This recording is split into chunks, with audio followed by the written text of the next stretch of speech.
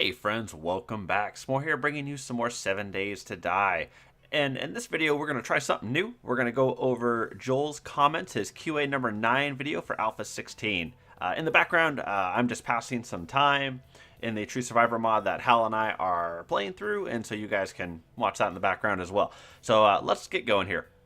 So Joel got a number of questions, and I'm just going to kind of go through them, and where I have an opinion one way or another, I'll share that, but I thought this might be a good way to give you guys all the information without making you wait 20 or 30 minutes to get through his episode. So Joel guessed distant POI generation for custom POIs. We'll need the POIs included, those custom POIs included into the distant generator code. This would be cool, but it's maybe an alpha or two down the road if we ever get it. Joel would be okay with some sort of endgame event, like getting a signal out and getting rescued by the supply drop plane.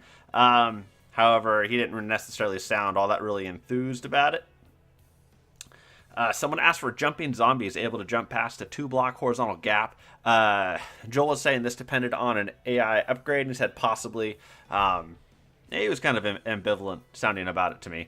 Unwired lights and POIs will stay as they are right now. Basically, it would be a lot of work to go back and redo the POIs to have the wiring for all the lights.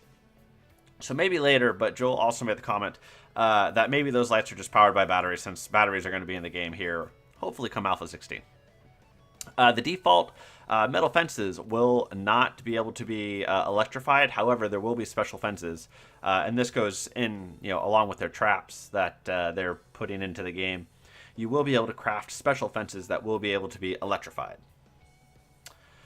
Let's see. Hopefully, Alpha 16 will have full controller support. Joel thought that was already done, but maybe he or Rob or one of the other pimps will take another swing at it. Someone was asking about, some of the, I guess, PlayStation 4 controller has some features that our mouse and keyboards don't. I didn't understand that one entirely. Big one here with gore blocks. So Joel said no to a puking zombie that pukes gore blocks, which I thought sounded kind of cool. And Joel was not real crazy about gore blocks. He felt like they weren't implemented real well, and they caused a lot of problems in the bigger fights. Let alone the performance hit that all of the gore blocks generate. He talked about maybe them coming back in 17 or 18, but he also wants to see how difficult those alphas are before determining if gore blocks should come back in. I don't think Joel was real happy with how they turned out, and I think maybe he had something else in mind compared to what actually wound up in the game. So let's see. The quality of the generator may determine the wattage. It will at least determine how many things you can run from it. Maybe not a big surprise to us. What was surprising, though, is he talked more about upgrading the generators as opposed to arraying a whole bunch of them. I thought it sounded nice. This way I don't have to have a huge courtyard full of generators. You know what I mean? No update to the lockpicking disarm system. Probably not going to make it into Alpha 16. Joel also made a comment here that I really liked. Sometimes Joel comes across as a little coarse, slightly dickish. I don't think he's trying to be. I think he's in a tough position, right? He's building a game, and I think the pimps do a really good job. I've got like 1,600 hours in on this game now. And he did make a comment about how we ask tough questions in the Q&A, and I'm really glad that I don't necessarily think he dodges them, and I think he provides questions up front. And I know he was talking about this lockpicking system and the disarming system for landmines, since we can't pick them up anymore. It looks like it's not going to make it into Alpha 16, and he probably didn't necessarily want to say that, but I appreciate that he's given us a straight answer. Someone asked about drones. To me, it sounded like it was beyond the game capability right now, but Joel seemed to think it was a good idea. I agree. Someone asked about exporting preview seeds that we can make in the main menu to be able to export those into a file that we can drop into the forums and share with everybody else. Joel said he would ask Robert about it. Definitely not a priority, though. Probably no to pumping water to a base. The pipes are just blocks. They're just for looks, and they don't have the same coating as the wiring. Joel made the comment it might be too expensive, too taxing on the game if it were to be done, and I would really like for that to be done. I think that'd be awesome. It would be much later. Joel does seem to think, though, that it would be a good idea.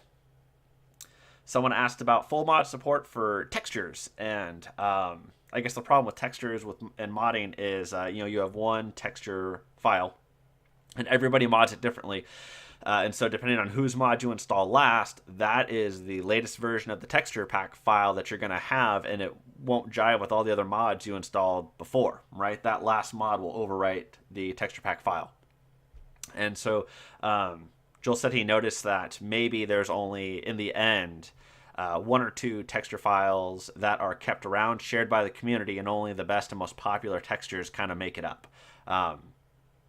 So they're still a full ways off from full mod support, but that is one of Joel's goals, and I know he has said that, several times throughout these Q&A videos. Some traps will be available in Alpha 16, some in Alpha 17, which means I'm speculating here that probably some in Alpha 18 too. Joel didn't mention which ones would drop when, so we'll see some of them. We won't see all of them in Alpha 16, and probably not a surprise. Someone asked about dune buggies, off-road vehicles, or cars in future alphas. Joel pushed getting the bicycle, which I thought was cool. This is kind of the first time I think I've heard of him talk about a bicycle. The larger motorcycle and the gyrocopter, getting those done first. We get those done, and maybe he will look at cars or off-road buggy. All right. So some more details about the socket system. It sounds like the socket system is going to conform to the terrain, which we knew.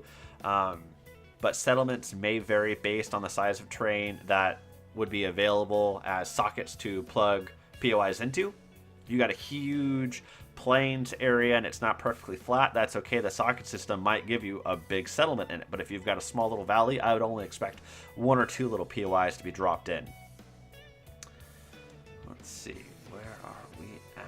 Okay, someone asked about a craftable tracker to put on your mini bike so you don't lose it, and Joel thought it was an excellent idea. I agree, and I'm sure there are mods that do this, just like you can go in to your XML files and you can do an edit that will give you that right now. So I thought a craftable tracker, much more in line with the canon, I thought that was a great idea.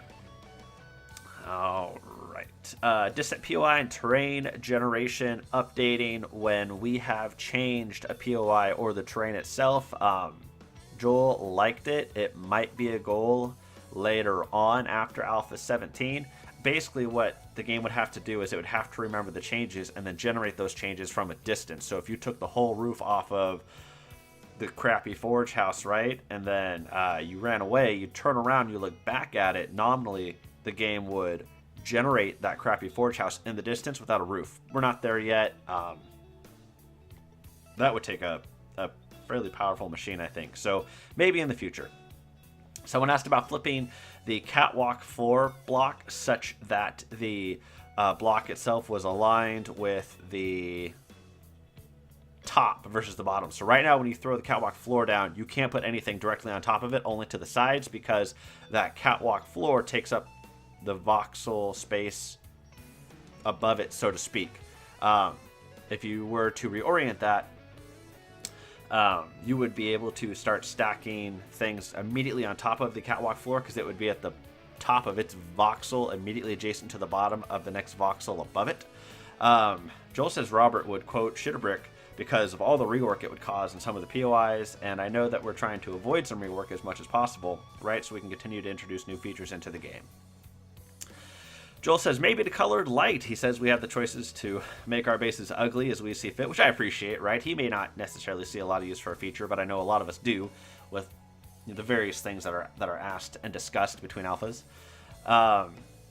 Someone was asking for a colored light, make electric red or yellow or green lights, maybe filters. But I thought that was cool. Maybe the hatches that are 2x2 or 3x3, that would be nice. I know Joel's been asking for a while for them, and it sounds like it's a coding issue, so just a priority thing. So maybe.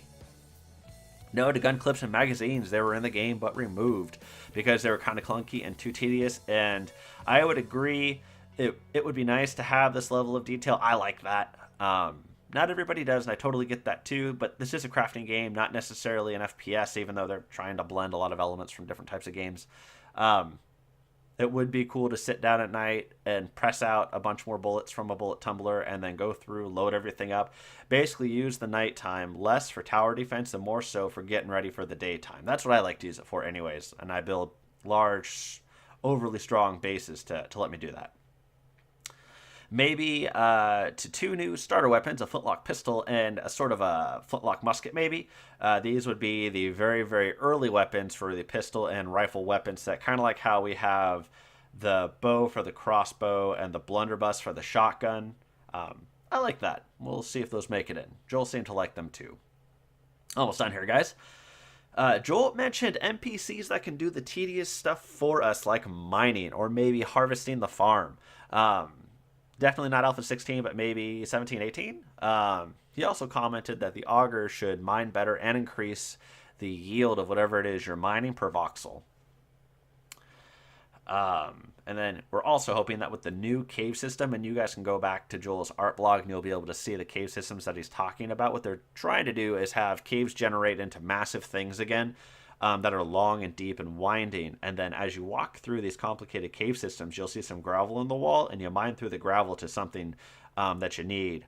Kind of that purlin mining system. They've tried it before. I believe it was Alpha 11. They had these awesome cave systems, but they were really hard on people's machines. Performance wasn't all that great. And keep in mind now, guys, that since we have the console version 2, whatever the pimps do, they also need to keep in mind how their changes are going to affect how the game runs on the PS4 and Xbox One. They can always omit features, but if I were a console player, that would be really irritating, so I can see why they might not want to do that. Big...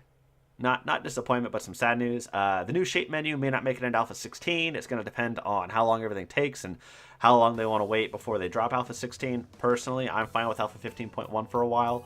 I'm okay with waiting to get as many features into Alpha 16 as possible, but of course everyone's going to feel a little bit differently about that.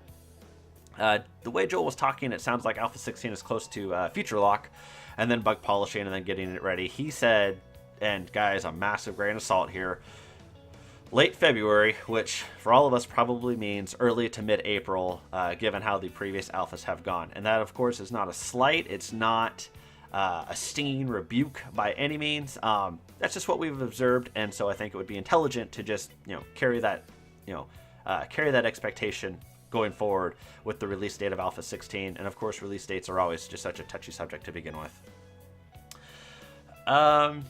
Maybe some new mining changes, as of yet announced, but Joel did agree that mining is pretty tedious and meh. It's definitely a huge part of the game, and it's actually not very fun at all. So, that sucks.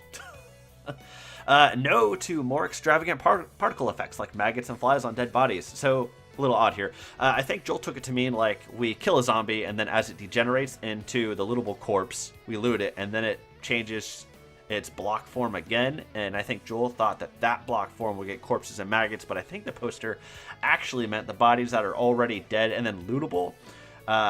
Phil, Fred, Bob, Steve, all of us have our names for those corpses that are just chilling there, and sometimes they have a bunch of ammo or a magnum cylinder, it seems.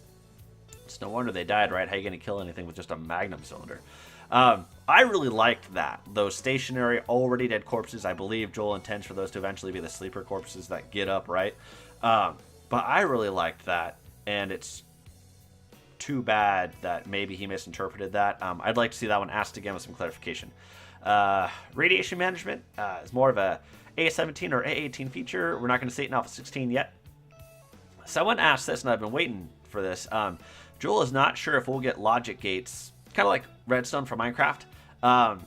He seemed ambivalent, not necessarily sold on the idea. I'd love to see it. I would have loved to have seen the conduit wires get used as basically redstone dust that we see in some of the sheds, and you can hack them apart for a fantastic source of scrap iron. But I would have loved to have seen those be used the way redstone is used in Minecraft. But I don't know that we'll see that or not. Maybe A18, A19, some fantastic modder can mod it in. Last question brought up, or maybe this was something that Joel brought up himself, but the blueprints, that those will not be making it into Alpha 16, but I don't think anybody necessarily thought it would make it in. One of Joel's videos had the ability, his player had the ability to select a blueprint, and then kind of like the forest where a silhouette of whatever the blueprint was would plop down into place, and then you could build it block by block. I think it's awesome, but it's not going to make it into Alpha 16, and that's like a whole nother system, and if they can't even get like the new block shape rotation system in, there's no way they're going to get the blueprint system in. So guys, that was it. That was everything I took away from his Alpha 16 Q&A session number 9. Let me know what you guys think of the video. The background video itself is not horrifically entertaining, and I get that. In the future, I'll try and put something better back there. This is just what I had on hand. And I wanted to get this out as quickly as I could after his Alpha 16 number 9 Q&A session, so that way, this isn't too irrelevant. So let me know what you guys think. I tried to keep it under 20 minutes. I did good. It's going to be less than 16 minutes. And yeah, I will see you guys later. Bye, guys. Thank you for watching more. Like comment, share, subscribe for more.